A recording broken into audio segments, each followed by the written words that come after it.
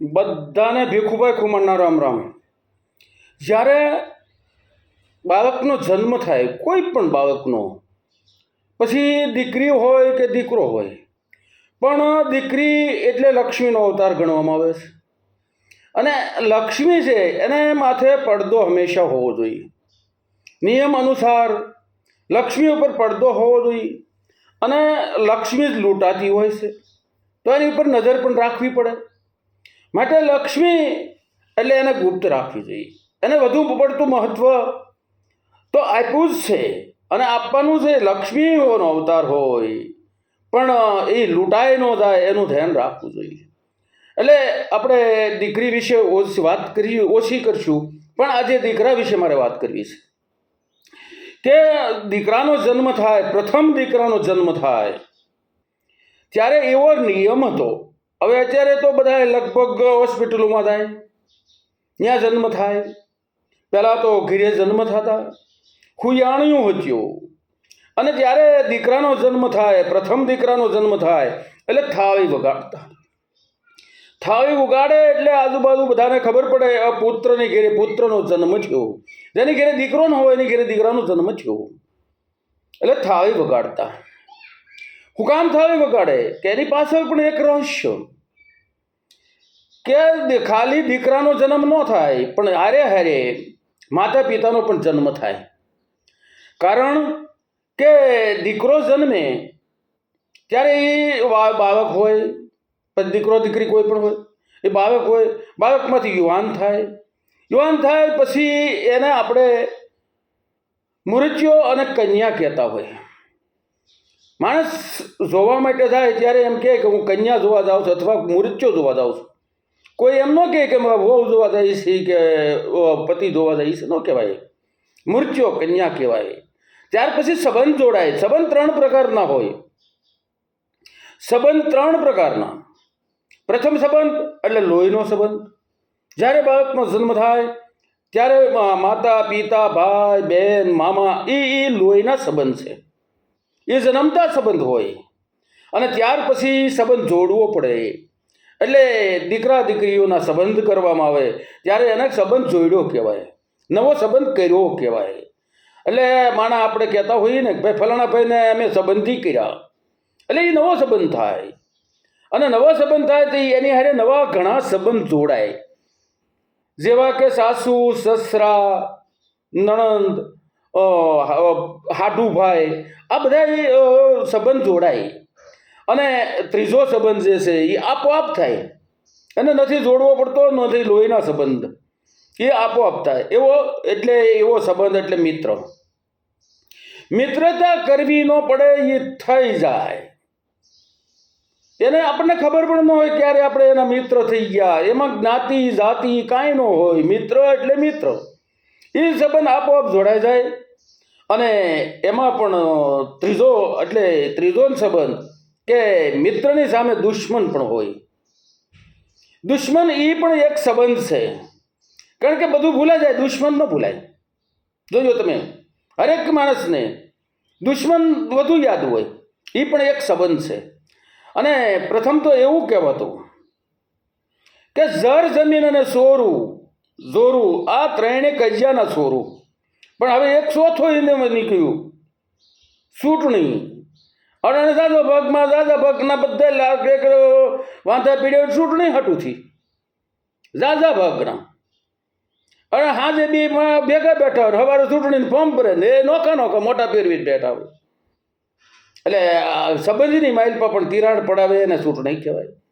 હવે એ ચૂંટણીમાંથી દાદા અટાણે વાંધા પડતા હોય છે, તો જોઈ વિચારીને આવવું જોઈએ. એટલે મારું કહેવાનું એ છે કે ભાઈ આ 3 પ્રકારના સંબંધ હોય જુદા જુદા. અને એમાં દીકરા દીકરીઓના સંબંધ થાય. પછી એના લગ્ન થાય એટલે એ પતિ પત્ની થાય. તો પતિ પત્ની હોય પણ એ મા બાપ નો હોય. પણ એની ઘેરે જ્યારે સંતાન થાય તો એ મા બાપનો જન્મ થાય તે પછી એને મા બાપ કહેવાય, ત્યાં લગી ન કહેવાય. એમ બાળકનો જન્મ થાય એ પછી 6 દિવસે, એટલે આપણી ભાષામાં ગામઠી ભાષામાં એને 6 કહેવામાં આવે. પણ હકીકત એ નામકરણ સંસ્કાર છે. આપણા હો સંસ્કાર જે છે એમાંનો આ એક સંસ્કાર એટલે નામકરણ સંસ્કાર. ત્યારે નામકરણ વિધિ થાય, પણ વિધિ કેવી રીતે થાય કે ત્યારે એક બાજોટ લેવામાં આવે. બાજોટની ઉપર જ્ઞાતિના રિવાજ જુદા જુદા હોય. કોઈ પણ જ્ઞાતિમાં બીજા બીજા રિવાજ હોય. આ હું કાઠી જ્ઞાતિ વિશેની વાત કરું છું કે બાજોટ લે, બાજોટની ઉપર કપડું પાથરે, એની ઉપર એક ફેંટો એટલે કે પાઘડી મૂકવામાં આવે. તરવાર શક્તિનું પ્રતીક એટલે તરવાર મૂકવામાં આવે. ગુપ્ત રૂપિયો મૂકવામાં આવે. ત્રાંબા નાણું રૂપા નાણું મૂકવામાં આવે. રૂપાનું નાણું એટલે એને કપડા નીચે મૂકતા. હવે પ્રત્યક્ષ મૂકે છે કે પ્રત્યક્ષ ન મૂકતા. પછી 5 પાનની માઇલ પર ધાન પણ મૂકવામાં આવે. એટલે આ જે મૂકી અને ત્યારે ફૂઈ આને તેડાવ્યા હોય, કુટુંબના બૈરાઓ આવ્યા હોય. આ કારણ કે બૈરાઓનો આ નિયમ છે. એટલે બૈરાઓ કુટુંબના તેડાવ્યા હોય, ફઈ આવ્યા હોય, બેનો દીકરીઓને તેડાવ્યા હોય અને ફઈને નામકરણ સંસ્કાર કરવાના હોય. હવે ઘણા તો નથી બોલાવતા, તેડાવતા નથી, નાચે પાડલી નામ. નકા આ નિયમ ફઈનો છે. ફઈ દોરો બાંધે, એને દોરો બાંધવાનો હોય, એને કાન ફૂંકવાના હોય અને એને જ નામકરણ સંસ્કાર કરવાના હોય. એને કહેવાનું હોય કે ભાઈ તારું આ ગૌત્ર છે, કુળ ગૌત્ર ગાવાનું હોય. કુળ અને ગૌત્રની વાત કરવાની હોય કે તારા માતા કોણ છે, તારા પિતા કોણ છે, તું ક્યાં કુળમાં જન્મો છો, હવે તારે કઈ રીતે જીવવું છે અને તારું આજથી હું આ નામ પાડું છું એમ કરી નામ પાડતા. એ નામકરણ સંસ્કાર કહેવાય. અને ત્યારે આ જે મૂકવામાં, જે પ્રતીકો મૂકવામાં આવતા અને ત્યારે બધા જે કાંઈ આવ્યા હોય એને પ્રસાદી તરીકે હુખડી અને બાફેલા ઘઉં આપવામાં આવે. પ્રથમ આપણે જે મહાનમાં મહાન ગણવામાં આવતા એ 3 વસ્તુ મહાનમાં પહેલેથી ગણવામાં આવે. હવે પછી સુધારા વધારા થયા, નકર 3 મહાન વસ્તુ: ગળ, ઘી અને ઘઉંનો લોટ કે ઘઉંને મહાન ગણવામાં આવતા. એટલે ગળ, ઘી અને ઘઉં 3 વસ્તુ ભેગી થાય, એમાંથી 3 વસ્તુ બને: હુખડી, લાપસી અને સુરમાના લાડુ. પ્રથમ આ 3નું જ મહત્વ હતું. જ્યારે કોઈ પણને ખવડાવવાનું આવે ત્યારે એ હુખડીને બાફેલા ઘઉંનું મહાન સદાવ્રત પણ એના ખોલતા, હુખડીના સદાવ્રત ખોલતા અને હારે બાફેલા ઘઉં આપતા. એટલે આ ઘઉં અને હુખડીનું મહત્વ છે. અને જ્યારે આ તરવાર મૂકવામાં આવે એટલે એનું કહેવાનો એ મિનિંગ છે કે ભાઈ તું સુરવીર થાજે.